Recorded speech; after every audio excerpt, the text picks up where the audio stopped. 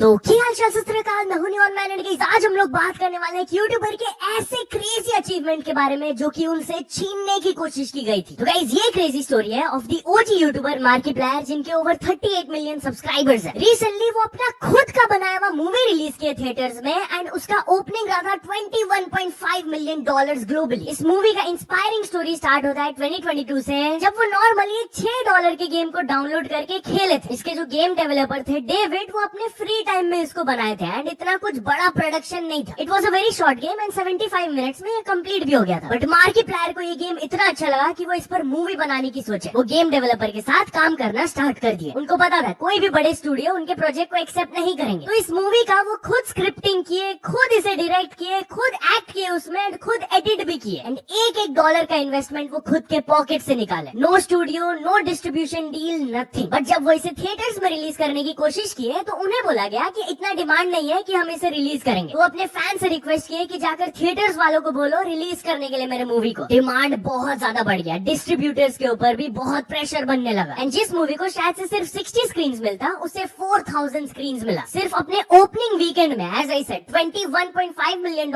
वो कमाए एंड उनका return on investment already 7 times हो चुका है। वो अप्रोक्सीमेटली 3 मिलियन डाले थे एंड बढ़िया कमाई हो गया। बट इस स्टोरी में ट्विस्ट तब आता है जब डोमेस्टिक बॉक्स ऑफिस वाले उनके मूवी को चार्ट से ही हटा दिए। लिटरली मार्किप्लायर ने इस चीज के बारे में बात करते हुए ये कहा, So this is funny. This is on Friday. The box office numbers. I'm number one, right? I knew that Sam Raimi's movie was going to pass me eventually by the end of the weekend, but I was like, haha, I'm number one.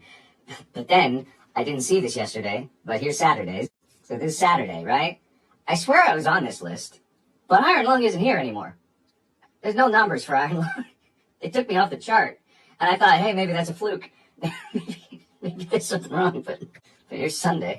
I wake up this morning, which reports the day before his numbers. I'm gone. Why'd you take me off the chart? I feel like I deserve to be on the chart. लेकिन फिर से pressure create होने के बाद ये movie charts में वापस आ चुका है। भाई सोच के देखो, एक यूट्यूबर इंडिपेंडेंटली अपने पैसे को निकाल के थिएटर में सक्सेसफुल मूवी रिलीज की है। बट यार चलिए अब हम लोग बात कर लेते हैं मैक्सटन एंड प्रिंस नरूला के बारे में। तो क्या मैक्सटन एंड प्रिंस नरूला ने एल्विश को एक्सपोज कर दिया? वेल उनके तरफ से भी एक रिप्लाई आया। जहाँ कल मैंने आप लोगों को दिखाया था कि द 50 शो में मैक्सटन एल्विश के खिलाफ काफी सारा स्टेटमेंट्स दिए थे। वेल उसी का कंटिन्यूएशन कल भी हुआ। जब वो एंड प्रिंस बात कर रहे थे तो मैक्सटन अपने इशू को रेज किया कि एल्विश दूसरे रियलिटी शोज में जाकर उनका मजाक उड़ाते थे, जबकि उन दोनों के बीच में बात हुआ था कि ना तुम मेरे बारे में बात करोगे और ना मैं तुम्हारे बारे में कुछ बोलूंगा। तो इस पर प्रिंस कहते हैं जो तेरे डाउट्स है ना सब इस शो पे क्लियर कर लेना। मैक्सटन इस पर देते हैं, हाँ आप रियलिटी शोज में जाके मेरा मजाक क्यों उड़ा रहे हो, कोई सेंस नहीं बनता क्योंकि आपकी ऑडियंस है एकदम लो IQ। प्रिंस भी इससे अग्री करते हुए कहे दैट्स ट्रू ब्रो। जिस पर मैक्सटन कहते हैं वो प्रॉपर रियल गैंगस्टर है, वो रियल गैंगस्टर बन ही नहीं सकता। जिसके बाद प्रिंस अपना पर्सनल एक्सपीरियंस शेयर करते हुए कहे मैं पंजाब का होके उसके शहर होके आया था, उसके घर के बाहर होके आया, बहुत फोन करवाया था उसने इधर उधर से, मैं किसी की नहीं सुना, वो गोवा भाग गया था, वो रील का बदमाश है। फिर नेक्स्ट सीन में जब मैक्सटन एल्विश के फ्रेंड्स लक्षित, अर्चे एंड कटारिया को कन्फ्रंट करते हैं कि मेरे अकाउंट में 1 लाख रुपए भेजे गए थे जो तुमने वापस मांगे थे, मैं वापस कर भी दिया था, तो वो 1 लाख रुपए किस चीज के लिए डाले गए थे? जिस पर रजत दलाल साइड से कहते हैं जो भी दिमाग का काम था वो मेरा ही था। तो मैक्सटन उनको कहते हैं मतलब आपने बेसिकली एल्विश का करियर बचा लिया, तो मंदिर इनका लगवाना चाहिए तुमको अपने घर में। जिस पर रजत कहते हैं मैक्सटन सुन, पंगे भी ब्यूट देख कर लेनी चाहिए ना, तूने भी तो स्मार्टनेस करी थी ना वीडियो बना के, तुझे भी पता था ये चीज होनी है। तो मैक्सटन उन्हें कहते हैं सीसीटीवी है भाई वो। तो यार जो इतने सारे डिस्कशंस हो रहे हैं शो पर उनके नाम पर, एल्विश इस पर कहते हैं मेरा स्क्रीन टाइम को कोई मैच कर पा रहा है क्या द 50 में? तो चलिए हम लोग बात करने वाले थगेश वर्सेस नीशू तिवारी के बारे में। तो थगेश नीशू तिवारी कंट्रोवर्सी को लेकर ऑडियंस से एक चीज रिक्वेस्ट की है। यस इन दोनों के बीच में लफड़ा हुआ था, रिप्लाई का बैक एंड फोर्थ हुआ, बट आफ्टर इस वीडियो थगेश ऑडियंस से एक रिक्वेस्ट करते हुए स्टोरी में लिखे thank you for the love and the support guys, बस जाके गाली मत देना किसी को, everyone be respectful in the comments, गलतियां सबसे होती है। तो चलिए अब हम लोग बात कर लेते हैं भुवन बाम के बारे में। तो भुवन बाम अपना एक बहुत बड़ा अनाउंसमेंट करने वाले हैं, जहाँ कल उन्होंने पोस्ट करके रिवील किया कि उनका नेटफ्लिक्स में एक प्रोजेक्ट आने वाला है। नीचे यहाँ पर लिखा हुआ है what will you discover next 3 February 2026 on Netflix. This is very huge यार, क्योंकि नेक्स्ट स्टोरी में भुवन बाम अनाउंस किए कि आज 5 PM में वो अपने चैनल ऊपर एक चीज बताने वाले हैं, तो लेट्स सी वो क्या अनाउंस करेंगे यार। बाकी टॉकिंग अबाउट बिग अनाउंसमेंट्स, तो धुरंधर 2 का भी टीजर बाहर आ गया है। यस, कल से ये स्टार्ट हुआ जब रणवीर सिंह एक स्टोरी अपलोड किए थे, टुमारो 12/12। आदित्य धर, the director of Dhurandhar, also posted this, tomorrow 12/12। फिर धुरंधर 2 का पोस्टर रिवील हो गया एंड इवेंचुअली टीजर भी बाहर आ गया, जिसको काफी बढ़िया रिस्पॉन्स मिल रहा है। तो चलिए अब हम लोग बात करने वाले हैं ISL के बारे में। तो ये इंडियन फुटबॉल लीग का बहुत बड़ा डाउनफॉल हमें देखने को मिला। बेसिकली ISL के अराउंड बहुत सारे अनसर्टेनिटीज थे, आपको पता ही होगा। इंडियन फुटबॉलर्स भी अपना आवाज रेज करके रिक्वेस्ट किए थे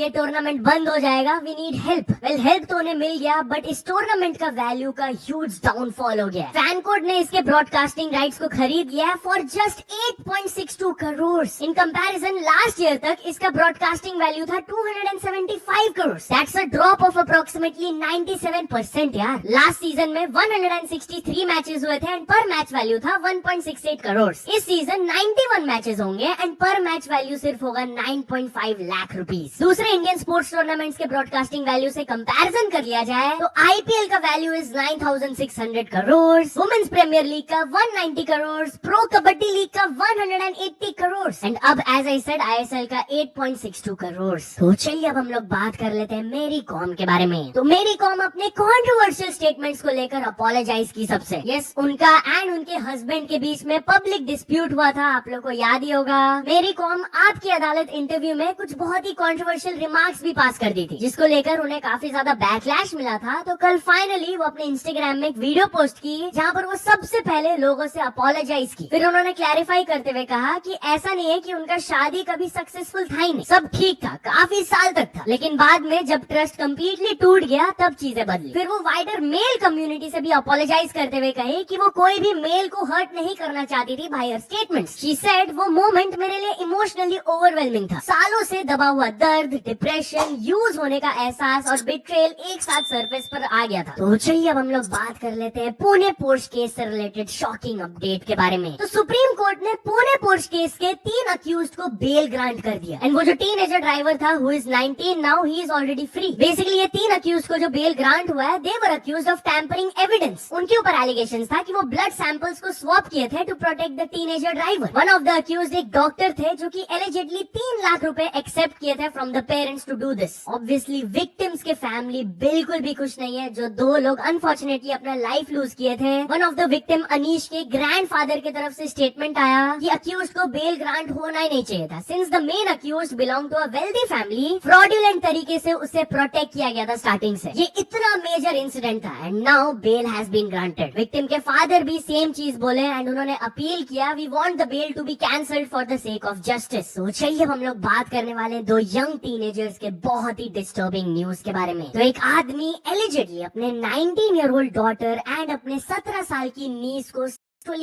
करते हुए आ रहे थे फॉर ओवर 7 years। ये केस तब सरफेस हुआ जब उनकी 19 साल की डॉटर भाग गई थी घर से, जिसके बाद पुलिस उन्हें ढूंढे, उनका पूछताछ हुआ तो वो रिवील की कि मैं इसलिए भागी थी क्योंकि मेरे फादर मुझे असॉल्ट करते हुए आ रहे हैं सिंस द एज ऑफ 15, जब से मेरी मदर को कैंसर से डायग्नोज किया गया था एंड शी वाज बेडरिडन। जब उनके फादर को अरेस्ट किया गया, इंटरोगेशन हुआ तो रिपोर्टेडली वो ये क्राइम को कन्फेस भी किया एंड इंटरोगेशन के समय एक सेकंड विक्टिम भी बाहर आई जो कि उनकी 17 साल की नीस थी। वो नीस की मदर रिपोर्टेडली स्टेट से बाहर काम कर रही थी, तो अपने डॉटर के रिस्पॉन्सिबिलिटी को उनके हाथ में दे दी थी एंड अक्यूज ने उन्हें प्रॉमिस दिया था कि मैं अपनी बेटी की तरह इसका ख्याल रखूंगा। तो चलिए अब हम लोग बात करने वाले एक और एयर इंडिया फ्लाइट के बहुत ही शॉकिंग इंसिडेंट के बारे में। तो एयर इंडिया के एक बोइंग 787 ड्रीमलाइनर जो कि लंदन टू हीथ्रो का फ्लाइट था, उसे अचानक से ग्राउंड करना पड़ा था जब फ्यूल स्विच ऑटोमेटिकली रन से कट ऑफ हो गया था। सीरियसली अहमदाबाद ट्रेजेडी में भी ऐसा ही कुछ स्विच को लेकर प्रॉब्लम हुआ था। एयर इंडिया खुद इस पर एक स्टेटमेंट दिए कि उनके पायलट इन्फॉर्म किए कि एक पॉसिबल डिफेक्ट था in the fuel control switch and वो Boeing and original equipment manufacturer को इन्वॉल्व भी कर लिए इस केस में। बोइंग की तरफ से भी स्टेटमेंट आया, we are in contact with Air India and are supporting their review in this matter. तो चलिए अब हम लोग बात करने वाले एक वुमेन के 999 IQ मोमेंट के बारे में। तो एक वुमेन अथॉरिटीज को ट्रिक कर दी into cleaning an open drain. Seriously Meerut police and civic authorities एक large scale rescue operation start किए थे जब अचानक से एक वुमेन की तरफ से उन्हें कंप्लेंट मिला था कि एक बच्चा ओपन ड्रेन में गिर गया है, प्लीज उसे रेस्क्यू करने आइए। काफी सारे authorities, heavy machinery was deployed, 3 घंटों तक साफ किया गया उस ड्रेन को,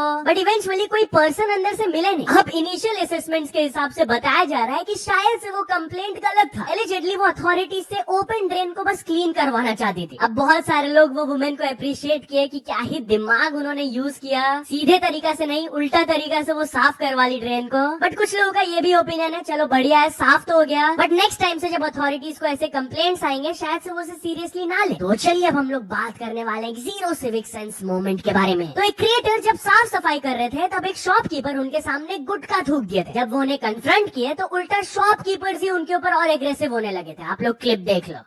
ये अच्छी बात है, ये तो सिविक सेंस एकदम जीरो दिखाई दे रहा है। ऐसे तो हमारा जगह डेवलप नहीं हो रहा, क्लीन नहीं हो रहा। देखो भाई, अभी सरकार को हम नहीं बोल सकते और आंखों के सामने हम लोग यहाँ पे साफ सफाई कर रहे हैं, आप यहाँ पे थूक रहे हैं। जो आप वीडियो बना रहे हैं, ट्रेन लेने हम ट्रेन लेने के लिए नहीं भैया, ये आप गलत बोले भैया। लोगों ने हमें गलत समझा और बोला कि हम पेन के लिए कर रहे हैं, जबकि हम तो डिसिप्लिन और अवेयरनेस फैला रहे थे। तो चलिए अब हम लोग बात करने वाले एक ऐसे इंसिडेंट के बारे में जिसको सुनकर लोग बोल रहे हैं ह्यूमैनिटी इज लॉस्ट। तो लेट अजीत पवार का जब लास्ट राइड चल रहा था उस दौरान कुछ चोर लोग मिलकर 30 lakh worth of gold chains को चोरी कर लिए। यस, पुलिस ने बताया कि बहुत सारे लोग इकट्ठा हुए थे लास्ट राइड्स के लिए एंड चोर टारगेट बना कर रखे थे। करीबन 15 लोगों से चेन्स चोरी हुए। फ्यू सस्पेक्ट्स को अभी अरेस्ट किया गया। They have been handed over to the police and further investigation चल रहा है अभी। तो चलिए अब हम लोग बात करने वाले 85 लाख रुपीस के मोमोज के बारे में। तो ये पर्सन को मोमोज 85 लाख रुपीस का क्यों पड़ा, चलिए मैं आप लोगों को स्टोरी बताता हूँ। बेसिकली ये क्लास 7 के लड़के की आंट अचानक से घर में नोटिस करती है कि उनका ज्वेलरी इज मिसिंग, सब कुछ गायब हो गया कबर्ड से। सभी फैमिली मेंबर्स शॉक हो गए। तो वो क्लास 7 वाले स्टूडेंट ने रिवील किया कि वो इसको दे दिए थे कुछ लोगों को in exchange for momos. Literally complaint में उनके फादर ने एलेज किया कि उनके बेटे को 3 लोग ट्रिक किए इनटू दिस। वो 3 यूथ्स उनके बेटे को फ्री मोमोज ऑफर करते थे इन एक्सचेंज फॉर ज्वेलरी। काफी दिनों तक ये चीज चलते रहा, हर दिन वो कुछ लाते थे एंड उन्हें मोमोज दिया जाता था एंड इवेंचुअली धीरे धीरे करके पूरा ज्वेलरी साफ हो गया यार। सो या अभी वहाँ के एसएचओ ने कंफर्म किया केस हैज बीन रजिस्टर्ड। तो चल दोस्तों, आज की वीडियो के लिए बस इतना ही। अगर आपको ये वीडियो थोड़ा सा भी पसंद आया हो तो लाइक कर देना, चैनल को अभी तक सब्सक्राइब नहीं किया हो तो जल्दी से जल्दी सब्सक्राइब भी कर लेना। न्यूज सबमिशन का लिंक डिस्क्रिप्शन में, वहाँ से जाके आप कुछ न्यूज भेजोगे तो आपको क्रेडिट्स में मिल सकता है मेरे डिस्क्रिप्शन में। सो ऐसे सपोर्ट करते रहना। मिलते हैं नेक्स्ट वीडियो में। Till then bye bye.